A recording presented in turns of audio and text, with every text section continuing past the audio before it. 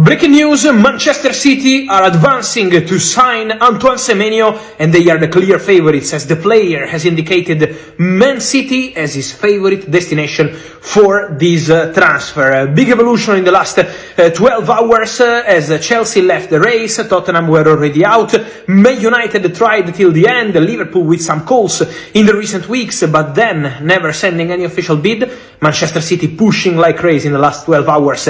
As I told you in my channels, and now Antoine Semenyo has indicated to his agents, to Bournemouth and to Manchester City with a direct contact that he wants to join the Citizens. Now, it's on City to close the deal as soon as possible. They want to accelerate.